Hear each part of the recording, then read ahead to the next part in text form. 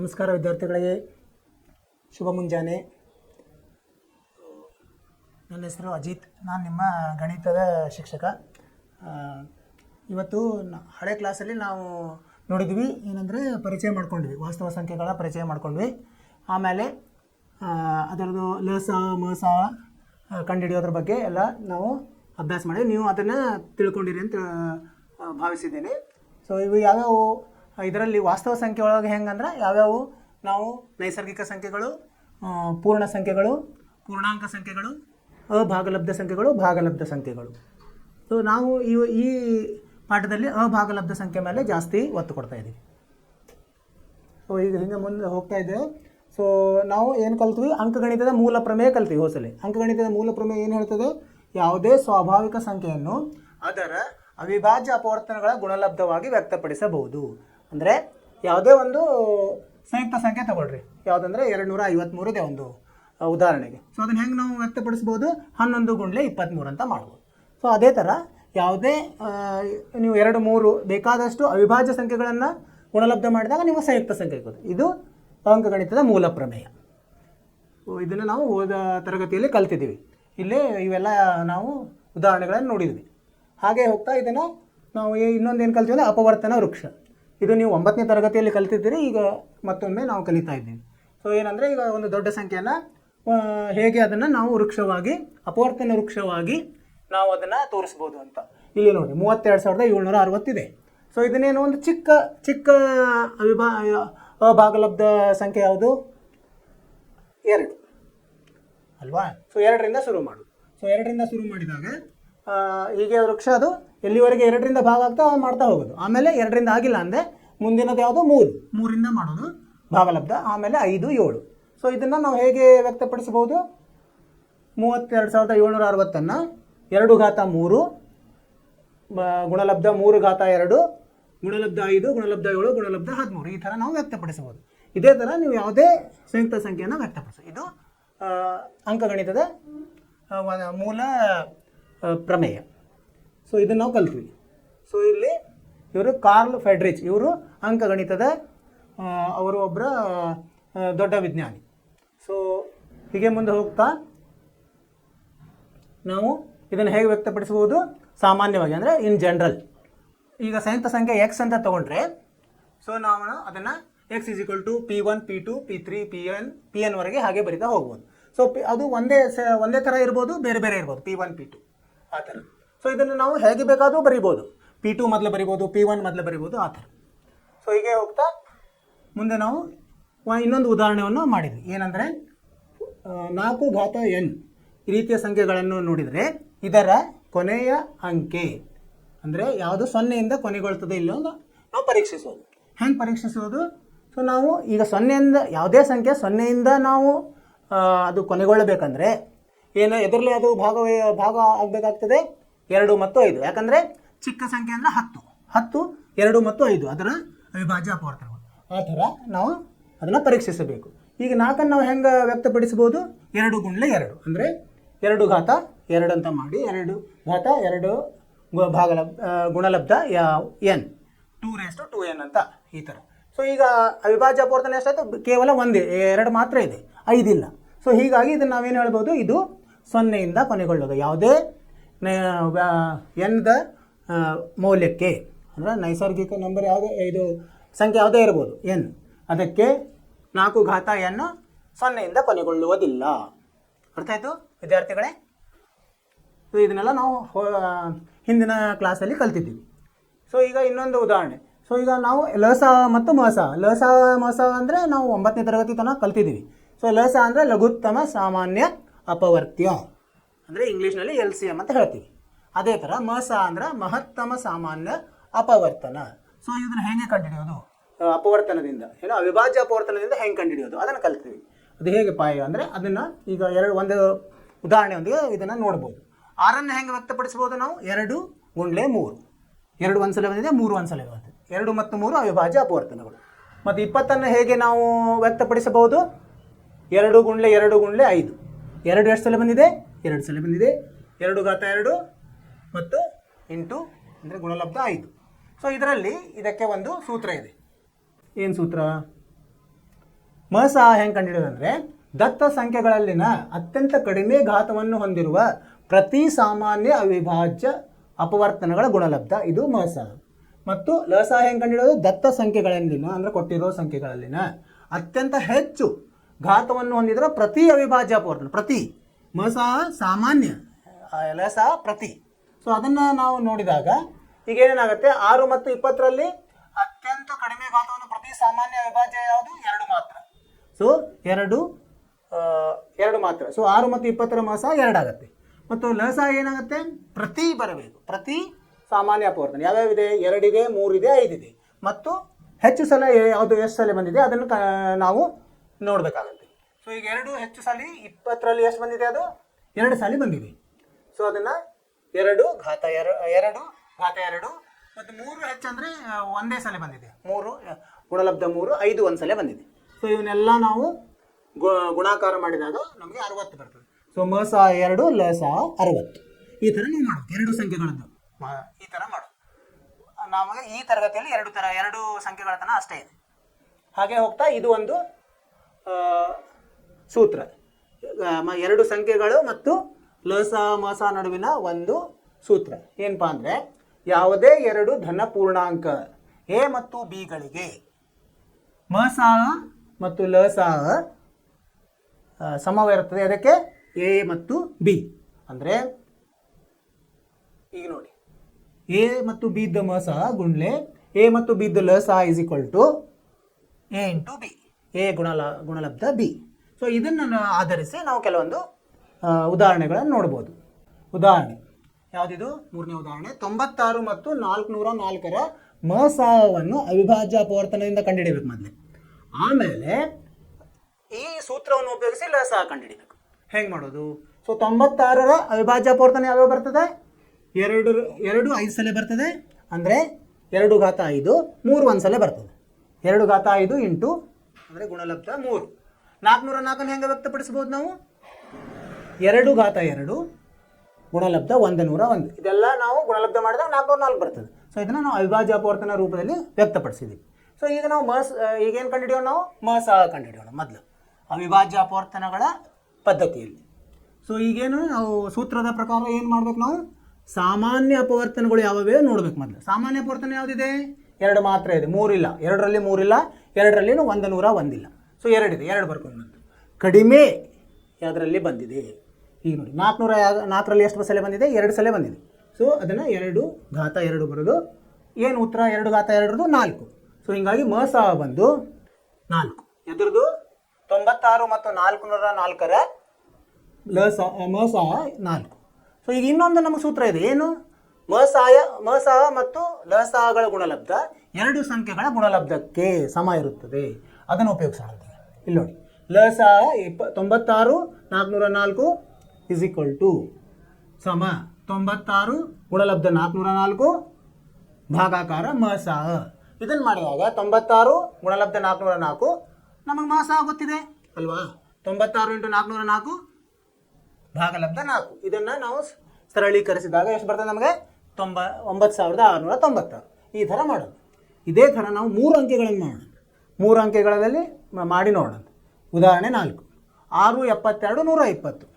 So ಮೊದಲೇನು ಮಾಡಬೇಕು ನಾವು, 6ರದ್ದು ಅವಿಭಾಜ್ಯ ಅಪವರ್ತನಗಳು 2 3. 72ರದ್ದು ಏನೇನು, 2 ಘಾತ 3 3 ಘಾತ 2. 120ರದ್ದು 2 ಘಾತ 3 ಅಂದರೆ 2 3 ಸಲ ಬಂದಿದೆ, 3 ಒಂದು ಸಲ, 5 ಒಂದು ಸಲ. ಸೊ ಮಸ ಏನು ಅದರದ್ದು ಸೂತ್ರ, ಅವಿಭಾಜ್ಯ ಅಪವರ್ತನ. ಸೊ ಸಾಮಾನ್ಯ ಇರೋದು ಬರೋದು, ಅದರಲ್ಲಿ ಕಡಿಮೆ ಘಾತದ್ದು ಬರಿಬೇಕು. ಸಾಮಾನ್ಯ ಯಾವ್ಯಾವಿದೆ, 2 ಇದೆ, 3 ಇದೆ. ಸೊ ಕಡಿಮೆ ಯಾವುದು, 2 ಯಾರಲ್ಲಿ ಬಂದಿದೆ, 6ರಲ್ಲಿ ಬಂದಿದೆ ಒಂದು ಸಲ. ಸೊ ಅದನ್ನು ತೊಗೊಳ್ಳೋದು. ಆಮೇಲೆ 3 ಕಡಿಮೆಯಲ್ಲಿ ಬಂದಿದೆ, 6ರಲ್ಲಿದೆ, 120ರಲ್ಲಿ ಒಂದೊಂದು ಸಲ ಬಂದಿದೆ. ಸೊ 1 ತೊಗೊಳ್ಳೋದು. ಸೊ 2 ಮತ್ತು 3 ಗುಣಿಸಿದಾಗ 6 ಸಿಗ್ತದೆ. ಸೊ ಇದು ಏನು ಬಂತು, 6 ಮಸ ಸಿಕ್ತು ನಮಗೆ. ಸೊ ಇದು ನಮ್ಮದೊಂದು ಸೂತ್ರ ಇತ್ತಲ್ಲ, ಮಸ ಲಸ ಸಮ 2 ಸಂಖ್ಯೆಗಳ ಗುಣಲಬ್ಧ. ಅದಕ್ಕೆ ಹಾಕಿ ನೋಡಿ, ಇದು ಇಲ್ಲಿ ಕೆಲಸ ಮಾಡ್ತದೇನೋ ಇಲ್ಲ, ಅದು ಅಲ್ಲಿ ಆಗೋದಿಲ್ಲ. ಅದು ಗುಣಲಬ್ಧ ಲಸ ಮಸ ಗುಣಲಬ್ಧಕ್ಕೆ ಸಮನಾಗಿರುವುದಿಲ್ಲ. ಇದಕ್ಕೆ ಬೇರೆ ಇದೆ, ಅದು ನಿಮಗೆ ಈ ತರಗತಿಗೆ ಇಲ್ಲ. ಹೀಗಾಗಿ ನಿಮಗೆ ಇದು ಇಷ್ಟು ತಿಳ್ಕೊಂಡ್ರೆ ಸಾಕು. ಸೊ ಈ ಎಲ್ಲ ಇದನ್ನು ನೋಡಿ ನಾವೇನು ಮಾಡೋಣ ಅಂತ ಇವತ್ತು ಅಭ್ಯಾಸ 1.1 ಮಾಡೋಣ. ಈಗ ಇದೆಲ್ಲ ತಿಳಿದಿದೆ ಅಂತ ತಿಳ್ಕೊಂಡಿದ್ದೀನಿ. ಏನಿದೆ ಒಂದನೇದ್ದು ಅಭ್ಯಾಸ 1.1 ಕೆಳಗಿನ ಪ್ರತಿ ಸಂಖ್ಯೆಯನ್ನು ಅದರ ಅವಿಭಾಜ್ಯ ಅಪವರ್ತನಗಳ ಗುಣಲಬ್ಧವಾಗಿ ವ್ಯಕ್ತಪಡಿಸಿ. ಎಷ್ಟು? 5 ಕೊಟ್ಟಿದ್ದಾರೆ. ಸೊ 141ನೇದು ಅದನ್ನು ನಾವು ಮಾಡೋಣ. 101ನೇ ಲೆಕ್ಕ. ಒಂದನೇದರಲ್ಲಿ 1 ಕಾಣಿಸ್ತಾ ಇದೆಯಲ್ಲ. ಹೇಗೆ ಮಾಡೋದದು? 140 ಈ ಥರ ನಾವು ಭಾಗಿಸ್ಕೋತಾ ಹೋಗಬೇಕು. ಯಾವುದರಿಂದ ಶುರು ಮಾಡ್ಬೇಕು ನಾವು? ಚಿಕ್ಕ ಅವಿಭಾಜ್ಯ ಅಪವರ್ತನ ಯಾವುದು? 2ರಿಂದ ಶುರು ಮಾಡೋದು. 2 7 0 ಮತ್ತೆ 2ರಿಂದ ಎಲ್ಲಿವರೆಗೆ 2 ಬರ್ತದೆ ಅಲ್ಲಿವರೆಗೆ ಮಾಡ್ತಾ ಹೋಗೋದು. 2 3 6 2 5 10. ಸರಿ. ನೆಕ್ಸ್ಟ್ 2ರಿಂದ ಹೋಗುತ್ತಾ? ಹೋಗಲ್ಲ. ಯಾಕೆ ಹೇಳಿ? ಇದು ಕೊನೆ ಎದರಿಂದ ಇದಾಗ್ತದೆ? ಬೆಸ ಸಂಖ್ಯೆಯಿಂದ ಅದು ಕೊನೆಗೊಳ್ಳುತ್ತಿದೆ. ಬೆಸ ಸಂಖ್ಯೆಯಿಂದ 2ರಿಂದ ಭಾಗ್ಯ ಆಗಂಗಿಲ್ಲ. ಸೊ ನಾವೇನು ಮಾಡಬೇಕು? ಮುಂದೆ 3ರಿಂದ ನೋಡು. 3ರಿಂದ ಆಗುತ್ತಾ? ಇವೆರಡನ್ನು ಸೇರಿಸಿದಾಗ ಎಷ್ಟು ಬರುತ್ತೆ? 5 3 8 ಆಗುತ್ತೆ. ಸೊ 8 3ರ ಮಗ್ಗೆಯಲ್ಲಿ ಬರೋದಿಲ್ಲ. ಸೊ ಮುಂದಿನ ಯಾವುದು? 5. ಸೊ 5ರಲ್ಲಿ ಹೋಗುತ್ತಾ? 5 ಮಗ್ಗೆಯಲ್ಲಿ 5 7 35. ಸರಿ. ಮುಂದೆ 7 1 7 1 7. ಸೊ ಇವು ಇಲ್ಲಿ ಎಲ್ಲಿವರೆಗೂ ಮಾಡ್ಬೇಕು ನಾವು? ಇದನ್ನು 1 ಬರೋವರೆಗೂ ಮಾಡಬೇಕು. ಸೊ ಈಗ ಇದನ್ನು 141 ಹೆಂಗೆ ಬರಿಬೋದು ನಾವು? 140 ಸಮ 2. 140 ಹೇಗೆ ಬರಿಬೋದು? 2 ಗುಂಡ್ಲೆ 2 2 ಗುಂಡ್ಲೆ 2 ಗುಂಡ್ಲೆ 5 ಗುಂಡ್ಲೆ 7. 1 ಬರೆಯೋ ಅವಶ್ಯಕತೆ ಇಲ್ಲ. 1 ಎಲ್ಲದರಲ್ಲಿ ಇದ್ದೇ ಇರ್ತದೆ. ಯಾವುದೇ ನಂಬರಿಗೆ 1ಅನ್ನು ಗುಣಿಸಿದಾಗ ಅದೇ ಸಂಖ್ಯೆ ಬರುತ್ತೆ. ಸೊ ಇದನ್ನು ಮತ್ತೆ ಹೇಗೆ ಬರಿಬೋದು? 2 ಎಷ್ಟು ಸಲ ಬಂದಿದೆ? 2 ಘಾತ 2 ಅಂತ ಬರಿಬೋದು. ಗುಂಡ್ಲೆ 5 ಗುಂಡ್ಲೆ 7. ಸರಿ. ಈ ಥರ ನಾವು ವ್ಯಕ್ತಪಡಿಸಬೇಕು. ಅರ್ಥವಾಯ್ತಲ್ಲ?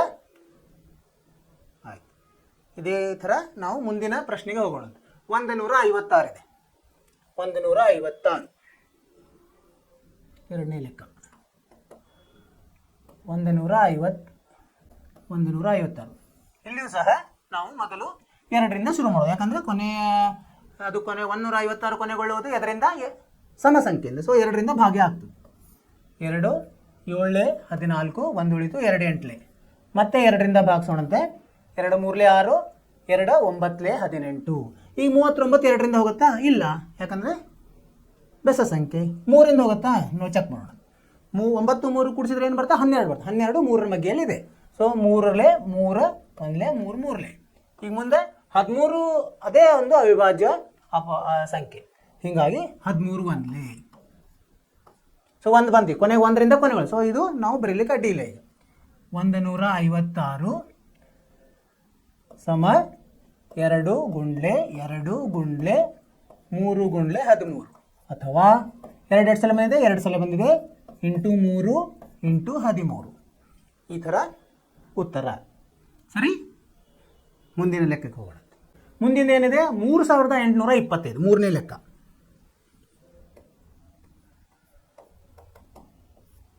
3825 ಇದನ್ನು ಅವಿಭಾಜ್ಯ ಅಪವರ್ತನ ಮಾಡೋಣ. ಎದರಿಂದ ಭಾಗ ಶುರು ಮಾಡೋಣ? 5 ನೋಡ್ರಿ. ಕೊನೆಗೂ ಏನಿದೆ? 5 ಇದೆ. ಸೊ 2ರಿಂದ ಹೋಗಲ್ಲ. 3ರಿಂದ ಚೆಕ್ ಮಾಡೋಣ. 2 ಮತ್ತು 5 ಕೂಡಿಸಿದಾಗ 7 7 8 15 3 18. 3ರಿಂದ ಹೋಗುತ್ತೆ ಇದು.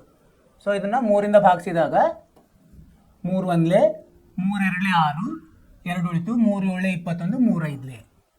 ಮುಂದಿಂದು 7 5 12 2 14 15. ಇದು ಸಹ 3ರಿಂದ ಹೋಗುತ್ತೆ. 3 4 12 3 2 6 3 5 425 4 2 9 5 14. ಇದು 2ರಿಂದ ಹೋಗಲ್ಲ, 3ರಿಂದ ಹೋಗಲ್ಲ. ಮುಂದೆ ಯಾವುದು? 5ರಿಂದ ಪ್ರಯತ್ನಿಸೋಣ.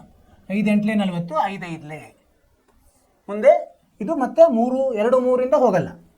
5ರಿಂದ 5 17. ಸೊ ನಾನು ನಿಮಗೆ ಒಂದು ಹೇಳ್ತೇನೆಂದರೆ, ನೀವು ಮಗ್ಗಿಗಳನ್ನು 20ರವರೆಗೆ ಗಟ್ಟಿ ಮಾಡಿ. ಮಗ್ಗಿಗಳು ಬೇಕಾಗುತ್ತೆ ಗಣಿತದಲ್ಲಿ. 20ರೊಳಗೆ ಬರೆದಾಗ ನಿಮಗೆ ಲೆಕ್ಕಗಳು ಬೇಗ ಬೇಗ ಮಾಡಲಿಕ್ಕೆ ಆಗುತ್ತೆ. ಮುಂದೆ ಏನು ಮಾಡಬೇಕು? 17 ಅಂತ ಅಂಕೆ. ಇದು ಒಂದು ಅವಿಭಾಜ್ಯ ಅಂಕೆ. 17 1. ಸೊ ಇದನ್ನು ಹೆಂಗೆ ವ್ಯಕ್ತಪಡಿಸ್ಬೋದು? 3 8 2 5 3 ಗುಂಡ್ಲೆ 3 ಗುಂಡ್ಲೆ 5 ಗುಂಡ್ಲೆ 5 ಗುಂಡ್ಲೆ 17. ಇದನ್ನ ಹೆಂಗೆ ಬರೆಯೋದು ಮತ್ತೆ ನಾವು ಸಂಕ್ಷಿಪ್ತವಾಗಿ 3 2 ಸಲ ಬಂದಿದೆ, 5 2 ಸಲ ಬಂದಿದೆ, 17 1 ಸಲ ಬಂದಿದೆ. ಸರಿ, ಈ ಥರ ಬರೆಯೋದು. ಇದೇ ಉತ್ತರ. ಮುಂದಿನ ಲೆಕ್ಕ ಯಾವುದಿದೆ? 5005, 4ನೇ ಲೆಕ್ಕ. 5005. ಸೊ ಇದರದ್ದು ಅವಿಭಾಜ್ಯ ಅಪವರ್ತನಗಳನ್ನು ಕಂಡುಹಿಡಿಯೋದು. ಎದರಿಂದ ಶುರು ಆಗುತ್ತೆ? 5 5 ಕೂಡಿಸಿದ್ರೆ 10 ಆಗುತ್ತೆ, 3ರಿಂದ ಹೋಗಲ್ಲ. 5 ಕೊನೆಗೊಂಡಿದೆ, 2ರಿಂದ ಹೋಗಲ್ಲ, 5ರಿಂದ ಹಂಗಾರೆ ಹೋಗುತ್ತೆ, ಯಾಕಂದರೆ 5ರಿಂದ ಕೊನೆಗೊಂಡಿದೆ. 5 1 0 0 1. ಮುಂದೆ ಎದರಿಂದ ಹೋಗುತ್ತೆ? ಮತ್ತೆ 5ರಿಂದ ಹೋಗುತ್ತಾ? ಹೋಗಲ್ಲ. 2ರಿಂದ ಹೋಗಲ್ಲ, 3ರಿಂದ ಹೋಗಲ್ಲ. ಮುಂದಿನ ಯಾವುದು? 7. 7ರಿಂದ ಟ್ರೈ ಮಾಡೋಣ. 7 7 1 7. ಎಷ್ಟು ಉಳಿತು? 3 ಉಳಿತು. 7 4 28, 7 3 21. ಮತ್ತು ಈಗ ಮುಂದೆ 4 3 7 1 8. ಮುಂದೆ ಇದು 13ರಿಂದ ಹೋಗುತ್ತೆ, 11ರಿಂದನೂ ಹೋಗಲ್ಲ, 11ರಿಂದನೂ ಹೋಗಲ್ಲ. 11 1 11, 11ರಿಂದ ಹೋಗುತ್ತೆ. ಸಾರಿ, 11 1 11, 3 ಉಳಿತು. 11 3 33, ಆಮೇಲೆ 13 ಹೋಗುತ್ತೆ. ಸೊ 1 ಬರೋವರೆಗೂ ಮಾಡೋದು. ಹೇಗೆ ಬರಿಬೋದು ನಾವು? 5005 5 ಗುಂಡ್ಲೆ 7 ಗುಂಡ್ಲೆ 11 ಗುಂಡ್ಲೆ 13. ಸರಿ, ಎಲ್ಲನೂ ಒಂದೊಂದು ಸಲ ಬಂದಿದೆ. ಸೊ ಎಲ್ಲ ಒಂದೊಂದು ಸಲ ಬರೆದಿದೆ. ಇದೇ ಉತ್ತರ. ಮುಂದೋಗೋಣಂತೆ. 5ನೇ ಲೆಕ್ಕ 7429. ಎಷ್ಟನೇ ಲೆಕ್ಕ? 5ನೇ ಲೆಕ್ಕ 7429. ಇದನ್ನು ಅವಿಭಾಜ್ಯ ಅಪವರ್ತನ ಮಾಡೋಣಂತೆ. ಎಲ್ಲಿಂದ ಸ್ಟಾರ್ಟ್ ಮಾಡ್ಬೇಕು ನಾವು? 9 2 11, 11 4 15 7 22. 2ರಿಂದ ಹೋಗಲ್ಲ, 3ರಿಂದ ಹೋಗಲ್ಲ, ಆಮೇಲೆ 5ರಿಂದನೂ ಹೋಗಲ್ಲ. ಇದು ಹೋಗೋದು 7ರಿಂದನೂ ಹೋಗಲ್ಲ. 7 1 7 0 7 6 42. ಇದು ಹೋಗಲ್ಲ. 7ರಿಂದ ಸಂಪೂರ್ಣವಾಗಿ ಹೋಗಬೇಕು. ದಶಮಾನ ಪದ್ಧತಿಯಲ್ಲಿ ಇರಬಾರ್ದು, ಡೆಸಿಮಲ್ ಇರಬಾರ್ದು. ಈಗ 13 ನೋಡಿದರೆ 13 13 4 13 ಇದ್ಲಿ 65, 9 ಉಳಿತು. 13 78, 13 90, 13 ಹೋಗಲ್ಲ. ಮುಂದೆ ಈಗ 17ರಲ್ಲೇ ನೋಡೋಣ. 17 4 68, 6 ಉಳಿತು. 17 3 51 ಹೋಗ್ಬೋದು. ಚೆಕ್ ಮಾಡೋಣ. 17 ಒಳ್ಳೆ 17 4 68. ಎಷ್ಟು ಉಳಿತು? 68 ಅಂದರೆ 6 ಉಳಿತು. 17 3 51. ಎಷ್ಟು ಉಳಿತು? 51 ಅಂದರೆ 11 ಉಳಿತು. 17 7 119 ಆಯಿತು. ನೆಕ್ಸ್ಟು ಇದು 17 ಮುಂದೆ ಹೋಗಲ್ಲ, 19 ಹೋಗುತ್ತೆ. 19 2 38, ಆಮೇಲೆ 5 ಉಳಿತು. 17 3 57, ನಂತರ 23. 23 ಒಂದು ಅವಿಭಾಜ್ಯ ಸಂಖ್ಯೆ. 23 ಅಂದರೆ 23. ಸೊ ಇದನ್ನು 7429 ಹೇಗೆ ಬರಿಬೋದು ನಾವು? 17 ಗುಣಲಬ್ಧ 19 ಗುಣಲಬ್ಧ 23. ಇದು ಇದರ ಉತ್ತರ. ಅರ್ಥ ಆಯಿತು ವಿದ್ಯಾರ್ಥಿಗಳೇ? ಸೊ ಈಗ ದೊಡ್ಡ ದೊಡ್ಡ ಅಂಕೆಗಳನ್ನು ಮಾಡಲು ಕಲಿಬೇಕು ನೀವು. ಸೊ ಇದು ಅಭ್ಯಾಸದ 1ನೇ ಮುಖ್ಯ ಪ್ರಶ್ನೆ ಮುಗಿಯಿತು. ಈಗ ನಾನು ನಿಮಗೆ ತಿಳಿದಿದೆ ಅಂತ ಅಂದ್ಕೊಂಡಿದ್ದೀನಿ. ಈಗ ಮುಂದಿನ ಮುಖ್ಯ ಪ್ರಶ್ನೆ ಹೋಗೋಣ. ಏನಿದೆ? ಕೆಳಗೆ ನೀಡಿರುವ ಜೋಡಿ ಪೂರ್ಣಾಂಕಗಳ ಲಸಹ ಮತ್ತು ಮಸಹಗಳನ್ನು ಕಂಡುಹಿಡಿದು ಲಸಹ ಮತ್ತು ಮಸಹ ಇಸ್ ಈಕ್ವಲ್ ಟು ಅಂದರೆ ಸಮ ಆ ಎರಡು ಸಂಖ್ಯೆಗಳ ಗುಣಲಬ್ಧ ಎಂಬುದನ್ನು ತಾಳೆ ನೋಡಿ. ಮೊದಲು ಕಂಡುಹಿಡಿಬೇಕು, ಆಮೇಲೆ ತಾಳೆ ನೋಡಬೇಕು. ಎರಡನೇ ಮೇನಲ್ಲಿ 1ನೇ ಲೆಕ್ಕ ಯಾವ್ದು ಹೇಳಿದ್ದಾರೆ? ಎರಡು ಸಂಖ್ಯೆಗಳು 26 ಮತ್ತು 91. 26 ಮತ್ತು 91. ಇದನ್ನು ಹೇಗೆ ಕಂಡುಹಿಡಿತೀವಿ ನಾವು? ಲಸಹ ಮಸಹ ಸಾಮಾನ್ಯ ಇದರಿಂದ ಕಂಡುಹಿಡಿಯೋದು. ಅಪವರ್ತನಗಳನ್ನು ಮಾಡೋದು, ಸಾಮಾನ್ಯಗಳನ್ನು ತೆಗೆದುಕೊಂಡು ಮಾಡೋದು. ಸೊ 26ರ ಇದನ್ನು ನಾವು ಫಸ್ಟಿಗೆ ಕಂಡುಹಿಡಿಯೋಣ. 26ನ್ನು ಹೇಗೆ ಬರಿಬೋದು ನಾವು? ಅವಿಭಾಜ್ಯ ಅಪವರ್ತನವಾಗಿ 2 ಗುಂಡ್ಲೆ 13. ಸರಿ, 2. 91 ಹೇಗೆ ಬರಿಬೋದು ನಾವು? 91ನ್ನು ಯಾವ ಮಗ್ಗೆಯಲ್ಲಿ ಬರ್ತದೆ? ಇದು 17ರ ಮಗ್ಗೆಯಲ್ಲಿ ಬರ್ತದೆ, 13ರ ಮಗ್ಗೆಯಲ್ಲಿ. 13 7 91, 7 ಗುಂಡ್ಲೆ 13 ಅಂತ ಬರಿಬೋದು. ಈಗ ನಾವು ಲಸಹ ಮಸಹ ಕಂಡುಹಿಡಿಯೋಣ ಅಂತ. ಲಸಹ ಎಷ್ಟಾಯ್ತು? ಈಗ ಲಸಹ ಹೇಗೆ ಕಂಡುಹಿಡಿಯೋದು? ಲಸಹ ಎಲ್ಲ ನಾವು ಅವಿಭಾಜ್ಯ ಅಪವರ್ತನಗಳನ್ನು ಬರೆದು ಜಾಸ್ತಿ ಅವು ಎಷ್ಟು ಜಾಸ್ತಿ ಬಂದಿದ್ದಾವೆ ಒಂದು ಸಂಖ್ಯೆಯಲ್ಲಿ ಅದನ್ನು ಘಾತವಾಗಿ ತಗೋಬೇಕು. ಸೊ ಈಗ 2 ಇದೆ, 7 ಇದೆ, 13 ಇದೆ. 2 ಸಲ ಬಂದಿದೆ ಒಂದೇ ಸಲ, 7 ಸಲ ಒಂದೇ ಸಲ, 13 ಒಂದೇ ಸಲ, 26 ಒಂದು ಸಲ ಮತ್ತು 91ರಲ್ಲಿ ಒಂದು ಸಲ. ಸೊ ಇದನ್ನು ಗುಣಾಕಾರ ಮಾಡಿದಾಗ ಎಷ್ಟು ಬರ್ತದೆ ನಮಗೆ? 2 14, 14 13 172 ಬರ್ತದೆ. 172 ನೀವು ಸ್ವಂತವಾಗಿ ಮಾಡಬೇಕು ಇವನ್ನೇ, ಅಂದರೆ ನಿಮ್ಗೆ ರೂಢಿಯ. ಮ ಸಾ ಹೆಂಗೆ ಮಾಡೋದು? ಮ ಸಾ ಈಗೇನು ಮಾಡ್ಬೇಕು ನಾವು? ಸಾಮಾನ್ಯ ಅವಿಭಾಜ್ಯ ಅಪವರ್ತನಗಳನ್ನು ತಗೋಬೇಕು ನಾವು. ಸಾಮಾನ್ಯ ಯಾವುದು? 13 ಒಂದಿದೆ, 2 ಇಲ್ಲ ಇದರಲ್ಲಿ. 91ರಲ್ಲಿ 2 ಇಲ್ಲ, 7 26ರಲ್ಲಿ ಇಲ್ಲ, 13 2ರಲ್ಲಿದೆ, ಒಂದು ಸಲ ಬಂದಿದೆ. ಸೊ ಮ ಸಾ ಎಷ್ಟು? 13. ಈಗ ತಾಳೆ ನೋಡೋಣ. ತಾಳೆ ಏನು? ಮೊದಲಿಗೆ 2 ಸಂಖ್ಯೆಗಳ ಗುಣಲಬ್ಧ ಎಷ್ಟು ಬರ್ತದೆ? 2 ಸಂಖ್ಯೆಗಳ ಗುಣಲಬ್ಧ 2 ಸಂಖ್ಯೆ ಯಾವು? 26 ಗುಂಡ್ಲೆ 91 ಎಷ್ಟು ಬರ್ತದೆ ಮಾಡಿದರೆ ವಿದ್ಯಾರ್ಥಿಗಳೇ? 2366 ಬರ್ತದೆ. 2366. ಅದೇ ಥರ ಲ ಸಾ ಮತ್ತು ಮ ಸಾ ಮಾಡೋಣ. ಲ ಸಾ ಗುಣಲಬ್ಧ ಮ ಸಾ ಎಷ್ಟು ಬರ್ತದೆ? ಲ ಸಾ ಎಷ್ಟಿದೆ? 172 ಇದೆ, ಗುಣಾಕಾರ 13 ಎಷ್ಟು ಬರ್ತದೆ? 13 26 6 ಕೆಲ ಬಂತು 2, 13 91 2, 13 26 2, ಇದು 2 3 ಇದು ಎಷ್ಟು ಬಂತು? 172 13 13 26 2, 13 91 2 93 9, 13 13 22. ಇನ್ನೊಮ್ಮೆ ನಾವು ಪರೀಕ್ಷಿಸೋಣ. 26 ಗುಂಡ್ಲೆ 91 ಎಷ್ಟು ಬಂದಿದೆ ಅಂತ. 1 6 6 1 2 2, 9 6 54, 6 54 5, 9 7 18 5 23, 6 6 3 2 ಸರಿ ಇದೆ. ಸೊ ಇಲ್ಲೇನೋ ತಪ್ಪಿದೆ ನಮ್ಮದು. 2 14 13 ಎಷ್ಟಿದೆ ನೋಡೋಣ. 14 13 4 52 5, 13 13 5 182. ಸೊ ಇಲ್ಲಿ ತಪ್ಪಿತು. ಸೊ ಇದನ್ನು ನಾವು ಸರಿ ಮಾಡೋಣ. ಇದೇನಿದೆಲ್ಲ ಇದು ಮತ್ತಿದು 182 ಇದೆ. ಹಾಂ, ಈಗ ಇದನ್ನು ಗುಣಿಸಿದಾಗ ಎಷ್ಟು ಬರ್ತದೆ ನೋಡೋಣ. ಯಾವುದು? 182 ಮತ್ತು 13, 13 26 2, 13 182 ಮತ್ತು 13, 3 6 3 24 2, 3 3 2 5, 182 6 6 3 2. ಸೊ ಇದು ಸರಿ ಹೋಯ್ತು. ಈಗ 2 3 6 6 ಇದು ನೋಡಿ, ಇದು ಸರಿ ಇದೆ. ಸೊ ತಾಳೆ ಆಗಿದೆ, ತಾಳೆ ಆಗಿದೆ ಅಲ್ವಾ? ಸರಿ, ಎಸ್. ಗುಣಾಕಾರ ಸರಿ ಇರಬೇಕು. ಗುಣಾಕಾರ ತಪ್ಪಂದರೆ ಹೀಗಾಗುತ್ತೆ. ಓಕೆ, ಸರಿ. ಮುಂದಿನ ಪ್ರಶ್ನೆ ಹೋಗೋಣ. ಯಾವುದು? ಎರಡನೇದು 510 92 ಕಾಣಿಸ್ತಿದೆಯಲ್ಲ? 510 92.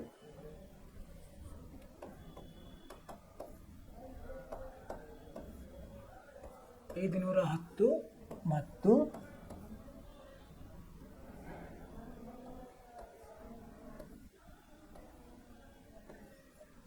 92. ಇದನ್ನು ನಾವು ಲಸ ಮಸ ಕಂಡುಹಿಡೋಣ. ಮೊದಲು ಅವಿಭಾಜ್ಯ ಅಪವರ್ತನಗಳನ್ನು ಕಂಡುಹಿಡಿಯೋಣ. 510 ಏನೇನು ಬರ್ತದೆ? 510ಕ್ಕೆ ಇಲ್ಲಿ ಪಕ್ಕದಲ್ಲಿ ಮಾಡೋಣಂತೆ. 2 ರಿಂದ 2 2 0,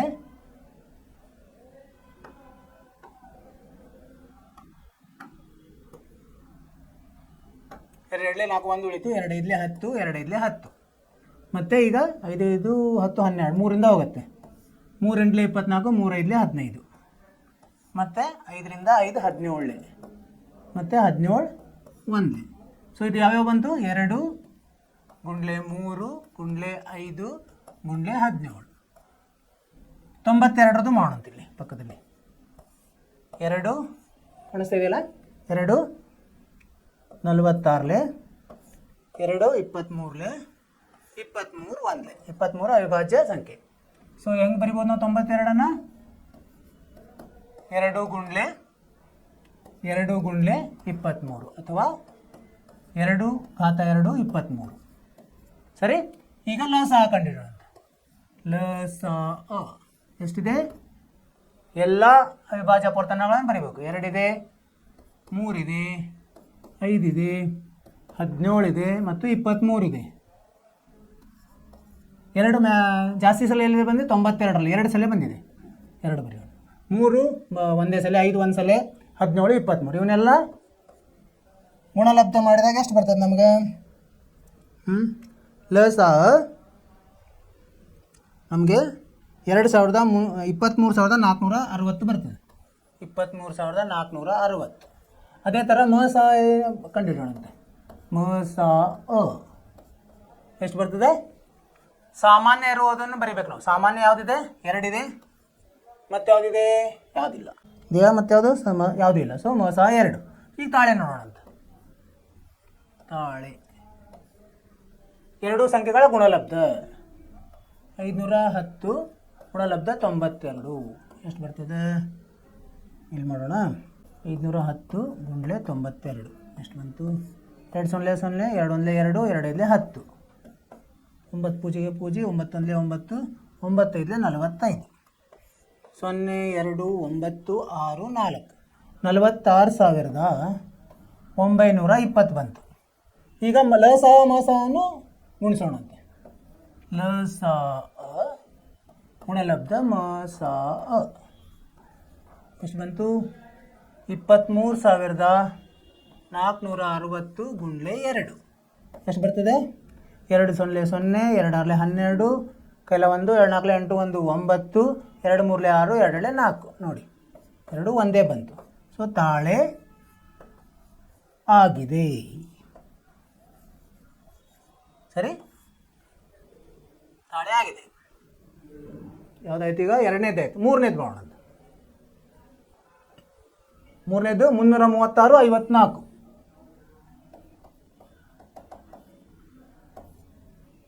336 ಮತ್ತು 54. 336 ಅವಿಭಾಜ್ಯ ಅಪವರ್ತನಗಳನ್ನು ಕಂಡುಹಿಡಿಯೋಣ ಮೊದಲು. ಸೊ ಯಾವ್ಯಾವು ಇಲ್ಲಿ ಪಕ್ಕದಲ್ಲಿ ಮಾಡೋಣ.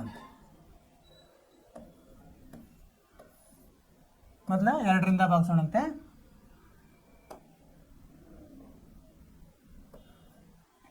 2 1 2, 2 6 12, 2 8 16, 2 8 16, 2 4, 2 4, 2 2, 2 21, 3 7, 7 1. ಸರಿ, 1 ಬಂತು. ಸೊ ಇವನ್ನೆಲ್ಲ ಬರಿಬೋದು ನಾವು. 336ಕ್ಕೆ ಏನೇನು ಬರಿಬೋದು ನಾವು? 2 3 ಸಲ ಬಂದಿದೆ. 2 ಘಾತ 3 ಗುಣಾಕಾರ 3 1 7 1, 3 1 7 1. ಇದೇ ಥರ 54 ಮಾಡೋಣ. 2 27, 3 ಭಾಗಿಸೋಣ. 3 9, 3 3, 3 1. ಸೊ ಹೇಗೆ ಬರಿಬೋದು ನಾವು 54ಅನ್ನು? 2 ಸಲ ಬಂದಿದೆ, 1 ಸಲ. 2 ಗುಣಲಬ್ಧ 3 3 ಸಾರಿ. ಈಗ ಲಸ ಮೊದಲು ಮ ಸ ಅಥವಾ ಲಸ ಯಾವುದಾದ್ರೂ ಕಂಡುಹಿಡಿಯೋದು. ಮ ಸ ಎಷ್ಟಿದೆ? ಸಾಮಾನ್ಯ ಅಪವರ್ತನಗಳು ಯಾವ್ಯಾವ? ಸಾಮಾನ್ಯ ಅಪವರ್ತನಗಳು 2 ಮತ್ತು 3. 2 3. 2 ಜಾಸ್ತಿ ಸಲ ಎಷ್ಟು ಬಂದಿದೆ? 1 ಸಲ. ಇಲ್ಲಿ 54ರಲ್ಲಿ 3 ಜಾಸ್ತಿ ಎದರ ಕಡಿಮೆ ಸಾರಿ, ಮ ಸ ಅಂದರೆ ಕಡಿಮೆ ಇರೋದು. ಕಡಿಮೆ ಎಲ್ಲಿ ಬಂದಿದೆ? 54ರಲ್ಲಿ 1 ಸಲ ಬಂದಿದೆ. 3 330ರಲ್ಲಿ 1 ಸಲ. ಸೊ 2 ಗುಂಡ್ಲೆ 3 ಎಷ್ಟು? 6. ಮತ್ತು ಲ ಸ ನೋಡ. ಲ ಸ ಎಲ್ಲ ಬರ್ಕೋಬೇಕೀಗ. 2 ಗುಂಡ್ಲೆ 3 ಗುಂಡ್ಲೆ 7 ಗುಂಡ್ಲೆ ಮತ್ತು ಅದರಿಂದ 2 ಗುಂಡ್ಲೆ 3 ಗುಂಡ್ಲೆ 7 ಅಷ್ಟೇ. ಸೊ 2 ಹೆಚ್ಚಿಗೆ ಎಷ್ಟು ಅದರಲ್ಲಿ ಬಂದಿದೆ? 336ರಲ್ಲಿ 3 ಸಲ ಬಂದಿದೆ. 3 54ರಲ್ಲಿ 3 ಸಲ ಇದೆ. 7 1 ಸಲ. ಸೊ ಎಷ್ಟಾಯ್ತು ಇದು? 8. ಇದು 27 ಇಂಟು 7 ಎಷ್ಟು ಬರ್ತದೆ? 8 27, 8 56, 27 ಗುಂಡ್ಲೆ 56 ಆಯಿತು. ಇದನ್ನು ಮಾಡಿದರೆ ಎಷ್ಟು ಬರ್ತದೆ? ಇಲ್ಲಿ ಮಾಡೋಣ. 56 ಗುಂಡ್ಲೆ 27, 6 7 42, 4 7 5 35, 35 4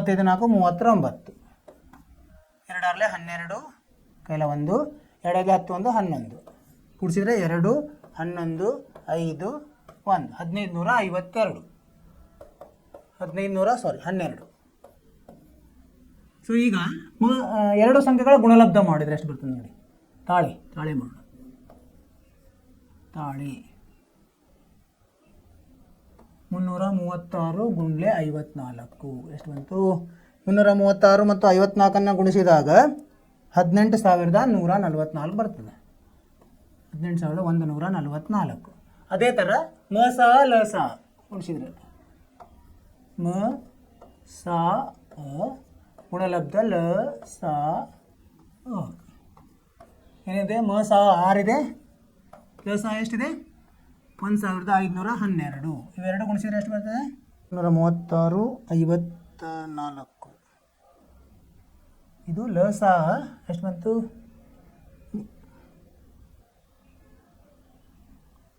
3024 ಬರ್ತದೆ. ಇಲ್ಲೊಂದು ಮಿಸ್ ತಪ್ಪಾಗಿದೆ. ಇದು ಗುಣಿಸಿದಾಗ ಇದು 6 4 24 2 6 32 32 18. ಸೊ ಇದು ಗುಣಾಕಾರವನ್ನು ನೋಡಬೇಕು ನಾವು.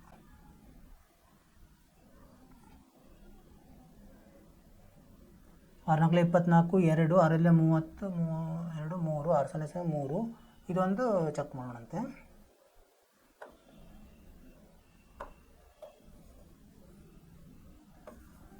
ಪಕ್ಕದಲ್ಲಿ ಚೆಕ್ ಮಾಡೋಣ. 336 ಗುಂಡ್ಲೆ 54. 336 ಗುಂಡ್ಲೆ 54. 4 24 4 ಕೆಲವೊಂದು 2 4 12 14 ಕ್ಯಾರಿ 1 ಕೆಲವೊಂದು 4 12 13. ಇಲ್ಲೊಂದು ಕಾಟು 5 6 30 ಪೂಜೆ ಕೆಲವಂತು 3 5 3 15 3 18 8 ಕೆಲವಂತು 1 5 3 15 15 1 16. ಸರಿ. 4 4 8 3 11 8 18 12 4 12 ಆಯ್ತಲ್ಲ, ತಪ್ಪಾಯಿದೆಯಲ್ಲ.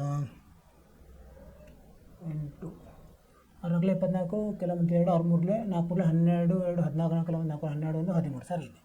5 6 30 ಪೂಜೆ ಕೆಲವೊಂದು 3 5 3 15 3 18 8 ಕೆಲವೊಂದು 1 5 3 15 1 16 4 4 8 3 11 1 ಕೆಲವೊಂದು 1 8 18 144. ಸರಿ ಇದೆ. ಇದು 144. ಇದನ್ನು ಚೆಕ್ ಮಾಡೋಣ. 3024. ಇದು ಇಲ್ಲಿ ತಪ್ಪಿದೆ ನೋಡಿ. ಈ ಗುಣಾಕಾರ ತಪ್ಪಿದೆ. ಇದು 24 ಆಗ್ಬೋದಾಗಿತ್ತು.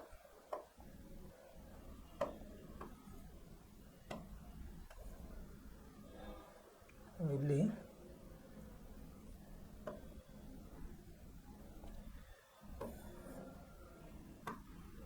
6 4 24 2 6 12 2 14 4 ಕೆಲವಂತು 1 6 ಪೂಜೆ 1 6 3 18. ಈಗ ನೋಡಿ 2 ಸರಿಯಾಗಿದೆ, ತಾಳೆ ಆಗಿದೆ.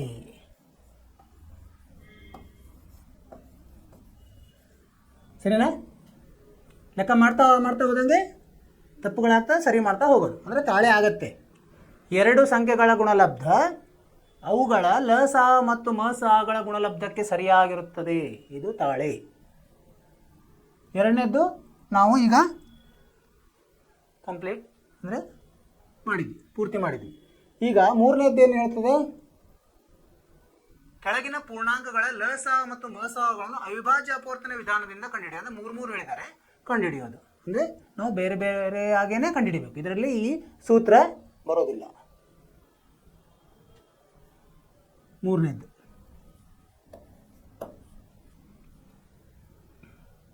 ಒಂದನೇ ಲೆಕ್ಕೆಯಿಂದ 12 15 21 12 15 21.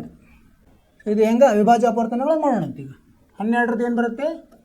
12ರದ್ದು ಅವಿಭಾಜ್ಯ ಅಪವರ್ತನ ಮಾಡಿದಾಗ ಏನು ಬರ್ತದೆ? 12 ಸಮ 2 ಗುಂಡ್ಲೆ 2 ಗುಂಡ್ಲೆ 3 2 4 4 3 12. ಅದೇ ಥರ 15ರದ್ದು ಏನೇನು ಬರುತ್ತೆ? 15ರದ್ದು 3 ಗುಂಡ್ಲೆ 5 ಬರ್ತದೆ ಅಲ್ವಾ? 3 ಗುಂಡ್ಲೆ 5. ಅದೇ ಥರ 21ರದ್ದು ಯಾವ್ದು ಬರ್ತದೆ? 3 ಗುಂಡ್ಲೆ 7. ಸೊ ಇದ್ರದ್ದು ಲ ಸ ಮ ಸ ಕಂಡುಹಿಡಿಯೋಣಂತೆ. ಲ ಸ ಹೆಂಗೆ ಕಂಡುಹಿಡಿಯೋದು? ಲ ಸ ಎಲ್ಲ ಅವಿಭಾಜ್ಯ ಅಪವರ್ತನಗಳನ್ನು ಬರ್ಕೊಳ್ಬೇಕು ಎರಡರಲ್ಲಿ ಸೇರಿ. ಸೊ 2 ಇದೆ, ಮತ್ತೊಂದು 3 ಇದೆ, ಆನಂತರ 5 ಇದೆ, 7 ಇದೆ ಅಲ್ವಾ. ಸೊ ಇದನ್ನು 2 ಜಾಸ್ತಿ ಇದರಲ್ಲಿ ಬಂದಿದೆ, ಇದರಲ್ಲಿ 12ರಲ್ಲಿ 2 ಸಲ. ಸೊ 2 ಸಲ ಬಂದಿದೆ, 3 1 ಸಲ ಬಂದಿದೆ, ಇಲ್ಲಿ ಎಲ್ಲದರಲ್ಲಿ ಒಂದೊಂದು ಸಲ ಬಂದಿದೆ, 5 ಇದರಲ್ಲಿ ಒಂದೇ ಒಂದು ಸಲ ಒಂದು ಬಂದಿದೆ, 7 1 ಸಲ. ಇವನ್ನ ಗುಣಲಬ್ಧ ಮಾಡಿದಾಗ ಎಷ್ಟು ಬರ್ತದೆ? 4 3 12 ಇಲ್ಲಿ 60, 67 420, ಲಸ ಎಷ್ಟು? 420. ಅದೇ ಥರ ಮ ಸ ಕಂಡಿಡಿಯೋಣ. ಮ ಸ ಎಷ್ಟು? ಸಾಮಾನ್ಯವಾಗಿದ್ದು ಬರೀಬಹುದು. ಈಗ 2 ಇದೆಯಾ? 1ರಲ್ಲಿದೆ, 2ರಲ್ಲಿಲ್ಲ, 3 ಇದೆ, 3. ಆಮೇಲೆ 5 ಇಲ್ಲ, 3ರಲ್ಲಿ ಇಲ್ಲ, 7 3ರಲ್ಲಿ ಇಲ್ಲ. ಸೊ ಇದು ಮ ಸ 3 ಮಾತ್ರ. ಲ ಸ 420, ಮ ಸ 3. ಅರ್ಥ ಆಯ್ತಾ? ಎಷ್ಟು ಸಂಖ್ಯೆದಾದರೂ ಮಾಡ್ಬೋದು, ಆದರೆ ಆ ಸೂತ್ರ ಇತ್ತಲ್ಲ ತಾಳೆ, ಅದು ಇದರಲ್ಲಿ ಅನ್ವಯಿಸೋದಿಲ್ಲ, ಯಾಕಂದರೆ 3 ಸಂಖ್ಯೆ ಇದೆ. ಅದೇ ಥರ ಎರಡನೇದೇನಿದೆ? 17 23 29. 17 23 29. ಇದರದ್ದು ಇವೇನಿದೆ ಹೇಳಿ? ಇವೆಲ್ಲ ಸಂಯುಕ್ತ ಸಂಖ್ಯೆಗಳಲ್ಲ, ಇವೆಲ್ಲ ಅವಿಭಾಜ್ಯ ಸಂಖ್ಯೆಗಳು. ಹೀಗಾಗಿ ಇದ್ರದ್ದು ಅವಿಭಾಜ್ಯ ಅಪವರ್ತನ ಅದು ಒಂದೇ, 17 × 1. ಸೊ ಹೀಗಾಗಿ ನಾವು ಇದನ್ನು ಹೆಂಗೆ ಬರಿಬೋದು? ಅವಿಭಾಜ್ಯ ಅಪವರ್ತನ 17ಅನ್ನು 17 × 1 ಅಂತ ಬರಿಬೋದು. 23ಅನ್ನು 23 1. 23 17 ಮತ್ತೆ ಖಂಡಿಸ್ಲಿಕ್ಕೆ ಆಗಂಗಿಲ್ಲ, ನಮಗೆ ಛೇದಿಸ್ಲಿಕ್ಕೆ ಆಗಲ್ಲ. 29 ಹೇಗೆ ಬರಿಬೋದು ನಾವು? 29 × 1. ಈಗಲ್ಲ ಮ ಸ ಎಷ್ಟಾಗತ್ತೆ ಹೇಳಿ? ಸಾಮಾನ್ಯ ಇರೋದು ಯಾವುದು ಇದರಲ್ಲಿ? 1 ಮಾತ್ರ, ಬೇರೆ ಯಾವುದು ಸಾಮಾನ್ಯ ಇಲ್ಲ. ಮ ಸ ಲ ಸ ಎಲ್ಲನೂ ಬರ್ಕೋಬೇಕು, 1 ಅಂಕರ್ ಇದೆ, ಅದೇನು ನಡೆಯುತ್ತೆ, ಬರೀ ಇಲ್ಲ ಅಂದ್ರೆ 17 × 23 × 29. ಇದನ್ನು ಎಷ್ಟು ಬರ್ತದೆ? 17 23 29 11,339 ಬರ್ತದೆ. 11,339 ಇದೆ ಲ ಸ. ಅರ್ಥ ಆಯ್ತಾ ಸ್ಟೂಡೆಂಟ್, ವಿದ್ಯಾರ್ಥಿಗಳೇ? ಎಸ್. ನೆಕ್ಸ್ಟ್ ಯಾವುದಿದೆ ಲೆಕ್ಕ? ಮುಂದಿನ ಲೆಕ್ಕ 8 9 25. ಎಷ್ಟನೇ ಲೆಕ್ಕ ಅದು? 3ನೇ ಲೆಕ್ಕ. ಇದು ಮುಖ್ಯವಾದದ್ದು 3ನೇದು. 3ರಲ್ಲಿ 3. 8 9 25 ಕಂಡುಹಿಡಿಬೇಕು ನಾವು. 8 9 25. 8ರದ್ದು ಅವಿಭಾಜ್ಯ ಅಪವರ್ತನಗಳನ್ನು ಕಂಡುಹಿಡಿಯೋಣ. 8ಅನ್ನು ಹೆಂಗೆ ಬರಿಬೋದು ನಾವು? 2 × 2 × 2. ಅಂದರೆ 2 ಸಲ ಬಂತು, 3 ಸಲ, 2 × 3 ಅಂತ ಬರಿಬೋದಲ್ವಾ? 9ಅನ್ನು ಹೆಂಗೆ ಬರೀತೀರಿ ವಿದ್ಯಾರ್ಥಿಗಳೇ? 9ಅನ್ನು 3 × 3 ಅಂದರೆ 3 2 ಸಲ ಬಂತು, 2 ಸಲ, 3 × 2. 25ಅನ್ನು ಹೆಂಗೆ ಬರಿಬೋದು ನಾವು? 5 × 5 ಅಂದರೆ 5 2 ಸಲ ಬಂತು, 2 ಸಲ. ಸರಿ. 8 2 × 3 9 3 × 2 25 5 × 2. ಇದ್ರದ್ದು ಲ ಸ ಕಂಡುಹಿಡಿಯಿರಿ. ಲ ಸ ಯಾವ್ಯಾವಿದೆ? ಯಾವ್ಯಾವ ಬಂದಿದ್ದಾವೆ ಅವಿಭಾಜ್ಯ ಅಪವರ್ತನಗಳು? 2 ಬಂದಿದೆ, 3 ಬಂದಿದೆ ಮತ್ತು 5 ಬಂದಿದೆ. 2 2 ಸಲ ಜಾಸ್ತಿ ಬಂದಿದೆ, 3 ಸಲ ಬಂದಿದೆ, 3 2 ಸಲ ಬಂದಿದೆ, 5 2 ಸಲ ಬಂದಿದೆ. ಇವನ್ನೆಲ್ಲ ಎಷ್ಟು ಬರ್ತದೆ ಗುಣಾಕಾರ ಮಾಡಿದಾಗ? 25. ಇದು 5 ಇಲ್ಲ 25 8 ಎಷ್ಟು? 25 4 100, 25 8 200, 200 × 9 1800 ಬರ್ತದೆ. 1800. 25 × 1800. ಮ ಸ ಎಷ್ಟು ಬರ್ತದೆ ವಿದ್ಯಾರ್ಥಿಗಳೇ? ಸಾಮಾನ್ಯ ಅಪವರ್ತನಗಳನ್ನು ತೊಗೋಬೇಕು ನಾವೀಗ. ಸಾಮಾನ್ಯ ಅಪವರ್ತನ ಏನಿದೆ? ಯಾವುದೂ ಇಲ್ಲ ಅಂದರೆ 1 ಇದ್ದೇ ಇದೆ, ಏನೂ ಇಲ್ಲ ಅಂದರೆ 1 ಇರುತ್ತೆ. 1 ಅಂತ ತೊಗೊಂಡು ಮ ಸ 1. ಅರ್ಥ ಆಯಿತು? ಈಗ 3ರದ್ದು ಮುಗಿಸಿದ್ದೀವಿ ನಾವು. ಈಗ 4ನೇದೊಂದು ಮಾಡೋಣ ಅಂತ. ನಿಮಗೆ ಅರ್ಥ ಆಗ್ತದೆ ಅಂತ ತಿಳ್ಕೊಂಡಿದ್ದೀನಿ. ಇದು ವೇಗ ತರಗತಿ ವೇಗ ಸರಿ ಇದೆಯಲ್ಲ? ಏನೋ ನಿಮಗೆ ಫಾಸ್ಟ್ ಅಥವಾ ಸ್ಲೋ ಹೇಗೆ ಅನ್ನಿಸ್ತಾ ಇದೆ ನೀವು ಹೇಳಬೇಕು. 4ನೇದು ನೋಡೋಣ ಏನಂತ ಕೇಳ್ತಾ ಇದ್ದಾರೆ. 4ನೇದು 306 ಮತ್ತು 657ರ ಮ.ಸ. ಎಷ್ಟಿದೆ? 9 ಅಂತ ಕೊಟ್ಟಿದ್ದಾರೆ. 9 ಅಂತ ಕೊಟ್ಟಿದ್ದಾರೆ. ಆದರೆ ಲ.ಸ.ವನ್ನು ಕಂಡುಹಿಡೀರಿ. ಸರಳವಾಗಿದೆ ಅಲ್ವಾ? ಯಾವ ಸಂಖ್ಯೆಗಳಂತ ಕೊಟ್ಟಿದ್ದಾರೆ? 306, 657. ಮ.ಸ.ನು ಕೊಟ್ಟಿದ್ದಾರೆ. ಲ.ಸ ಕಂಡುಹಿಡಿಯೋದು, ಸೂತ್ರ ಹಾಕೋದು, ಕಂಡುಹಿಡಿಯೋದು. ಸೊ ಸೂತ್ರ ಏನಪ್ಪ? ಲ.ಸ.ಕ್ಕೆ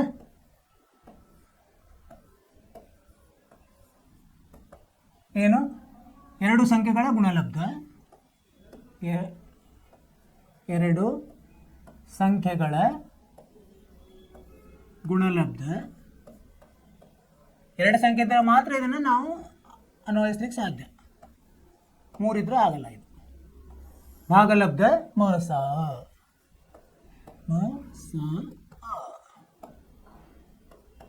ಎರಡು ಸಂಖ್ಯೆಗಳ ಗುಣಲಬ್ಧ. ಯಾವ ಎರಡು ಸಂಖ್ಯೆವು? 306, 657. 306 ಗುಂಡ್ಲೆ ಯಾವುದು? 657. ಭಾಗಲಬ್ಧ ಯಾವ್ದು ಮಾಡೋದು ನಾವು? ಮ.ಸ ಕೊಟ್ಟಿದ್ದಾರೆ ಅವರು 9 ಅಂತ. ಈಗ ಗುಣಾಕಾರ ಭಾಗಾಕಾರ ಮಾಡಿದರೆ ಎಷ್ಟು ಬರ್ತದೆ? ಇದರಲ್ಲಿ ಹೋಗುತ್ತಾ? 9 3 27, 3 9 4 36. 9 3 27 ಎಷ್ಟು ಉಳಿತು? 3 ಉಳಿತು. 9 4 36. 657 34 ಗುಂಡ್ಲೆ 657 ಮಾಡಿದರೆ ನಮಗೆ ಲ.ಸ ಸಿಗ್ತದೆ. ಎಷ್ಟಿದು? 22,000 ಮಾಡೋಣ ಇಲ್ಲಿ ಪಕ್ಕದಲ್ಲಿ. 657 34. 7 4 24 28 2 ಕೈಲ. 4 22 22 2 ಕೈಲ. 4 24 2 26 ಗುಂಡ್ಲೆ 7 3 21 2 3 15 2 17 ಕೆಲ 1 3 6 18 1 19 ಕುಡಿದಾಗ 8 3 6 13 ಕೆಲ 1 9 10 12 ಕೆಲ 1 2 22,338. 22,338 ಇದೇನು? ಲ.ಸ. ಸೂತ್ರದಿಂದ ಕಂಡುಹಿಡಿದ್ವಿ. ಸರಿಯಾಗಿದೆ. 5 ಮುಂದಿನ ಲೆಕ್ಕಗಳನ್ನು ಮುಂದಿನ ಕ್ಲಾಸಲ್ಲಿ ತರಗತಿಯಲ್ಲಿ ಮಾಡೋಣ. 5 6 7 ನೀವು ಇದನ್ನು ಹೋಮ್ವರ್ಕ್ ಅಂತ ಮಾಡಿರಿ. 5 6 7 5ನೇ ದಿನದ ಎನ್ ದ ಯಾವುದೇ ಬೆಲೆಗೆ 6 ಘಾತ n ಇದು 0ಯಿಂದ ಕೊನೆಗೊಳ್ಳಬಹುದೇ ಪರೀಕ್ಷಿಸಿ. ಇಲ್ಲಿ ಒಂದು n ಒಂದು ಸ್ವಾಭಾವಿಕ ಸಂಖ್ಯೆ ಇದೆ. ನಾವು 4 ಘಾತ n ಅಂತ ಮಾಡಿದ್ವಲ್ಲ, ಅದೇ ಥರ ಇದೆ ಇದು. ಅದನ್ನು ನೀವು ಮನೆಯಲ್ಲಿ ಅಭ್ಯಾಸ ಅಂತ ಮಾಡಿರಿ. ಮುಂದಿಂದು ಈಗ ಇಲ್ಲಿ ಒಂದು ಸಂಯುಕ್ತ ಸಂಖ್ಯೆ, 2 ಸಂಯುಕ್ತ ಸಂಖ್ಯೆ ಕೊಟ್ಟಿದ್ದಾರೆ. ಇವು ಸಂಯುಕ್ತ ಸಂಖ್ಯೆ ಹೌದು ಅಲ್ಲ ಅಂತ ನೀವು ಕಂಡುಹಿಡಬೇಕು. ಅದನ್ನು ನೀವು ಪ್ರಯತ್ನ ಮಾಡಬೇಕು. ಅಪವರ್ತನಗಳು ಬಂದರೆ ಸಂಯುಕ್ತ ಸಂಖ್ಯೆ ಎದಕ್ಕಂತೆ ನಾವು? ಅದಕ್ಕೆ 2ಕ್ಕಿಂತ ಜಾಸ್ತಿ ಅಪವರ್ತನಗಳಿದ್ದರೆ ಅದಕ್ಕೆ ನಾವು ಸಂಯುಕ್ತ ಸಂಖ್ಯೆ. 1 ಮತ್ತು ಅದು ಸ್ವಂತ ಬಿಟ್ಟು ಇನ್ನೊಂದು ಬೇರೆ ಇದ್ದರೆ ಸೊ ಅವಾಗ ಅದಕ್ಕೆ ಸಂಯುಕ್ತ ಸಂಖ್ಯೆ. ಇದರಲ್ಲಿ ಬರುತ್ತೆ ಅನ್ನೋ ಚೆಕ್ ಮಾಡಿ. ಆಮೇಲೆ ಒಂದು ವಿವರಣೆ ಪೂರ್ವಕವಾದ ಲೆಕ್ಕ ಇದೆ. ಒಂದು ಕ್ರೀಡಾಂಗಣದ ಸುತ್ತಲೂ ವೃತ್ತಾಕಾರದ ಮಾರ್ಗವಿದೆ. ಸೋನಿಯಾಳು ಆ ಕ್ರೀಡಾಂಗಣದ ಒಂದು ಸುತ್ತನ್ನು ಪೂರ್ಣಗೊಳಿಸಲು 18 ನಿಮಿಷ ತೆಗೆದುಕೊಂಡ್ರೆ, ಒಂದು ಸುತ್ತನ್ನು ಪೂರ್ಣಗೊಳಿಸಲು 18 ನಿಮಿಷ ತಗೋತಾಳೆ ಸೋನಿಯಾ. ರವಿಯು ಅದೇ ಸುತ್ತನ್ನು ಪೂರ್ಣಗೊಳಿಸಲು 12 ನಿಮಿಷಗಳನ್ನು ತೆಗೆದುಕೊಳ್ಳುತ್ತಾನೆ. ಅಂದರೆ ಸೋನಿಯಾ 18 ನಿಮಿಷ ತೊಗೊಂಡ್ರೆ ಇವನು ರವಿ ಜೋರಾಗಿ ಓಡ್ತಾನೆ, 12 ನಿಮಿಷದಲ್ಲಿ ಮುಗಿಸ್ತಾನೆ. ಸೊ ಇಬ್ಬರು ಮತ್ತೆ ಯಾವಾಗ ಬಂದು ಒಂದೊಮ್ಮೆ ಅವರಿಬ್ಬರು ಒಂದೇ ಬಿಂದುವಿನಿಂದ ಏಕಕಾಲಕ್ಕೆ ಶುರು ಮಾಡಿದರೆ ಅವರು ಮತ್ತೆ ಯಾವಾಗ ಈಗ ಇದರಲ್ಲಿ ಆರಂಭಿಕ ಇದರ ಬಿಂದುವಿನಲ್ಲಿ ಬಂದು ಸೇರ್ತಾರೆ ಎಷ್ಟು ನಿಮಿಷ ಆದಮೇಲೆ. ಸೊ ಇಲ್ಲೇನು ಮಾಡ್ಬೇಕು ನಾವು ಅಂದರೆ ಕಡಿಮೆ ಅವಧಿಯಲ್ಲಿ ಯಾವಾಗ ಅವರು ಸಂಧಿಸ್ತಾರೆ ಅಂತ. ಅಂದರೆ ಇದಕ್ಕೆ ಲ.ಸ.ವನ್ನು ಉಪಯೋಗಿಸಬೇಕಾಗ್ತದೆ. ಇದನ್ನು ನೀವು ಮನೆಯಲ್ಲಿ ಮಾಡಿ ಅಭ್ಯಾಸ ಅಂತ ನಾಳೆ ಮುಂದಿನ ತರಗತಿಯಲ್ಲಿ ನಾನು ಮತ್ತೆ ನಿಮಗೆ ಹೇಳಿಕೊಡ್ತೇನೆ. ಇಲ್ಲಿವರೆಗೆ ನಿಮಗೆ ಇದು ತಿಳಿದಿದೆ ಅಂತ ತಿಳ್ಕೊಂಡಿದ್ದೀನಿ. ಎಲ್ಲ ನಾವು 4 ತನಕ ಮಾಡಿದ್ವಿ. ಇದರಲ್ಲಿ ಏನಾದರೂ ನಿಮಗೆ ಸಂಶಯ ಇತ್ತು, ಏನಾದರೂ ತಪ್ಪು ಅನ್ನಿಸ್ತು ಅಥವಾ ಏನಾದರೂ ನಿಮಗೆ ತಿಳಿಲಿಲ್ಲ ಅಂದರೆ ನೀವು ನಮಗೆ ಹೇಳ್ಬೋದು. ನಾನು ಮತ್ತೆ ನಿಮಗೆ ಹೇಳಿಕೊಡ್ತೇನೆ. ಆಯಿತು ವಿದ್ಯಾರ್ಥಿಗಳೇ, ಥ್ಯಾಂಕ್ ಯು, ಧನ್ಯವಾದಗಳು. ಮುಂದಿನ ಕ್ಲಾಸಿನಲ್ಲಿ ಭೇಟಿಯಾಗೋಣಂತೆ.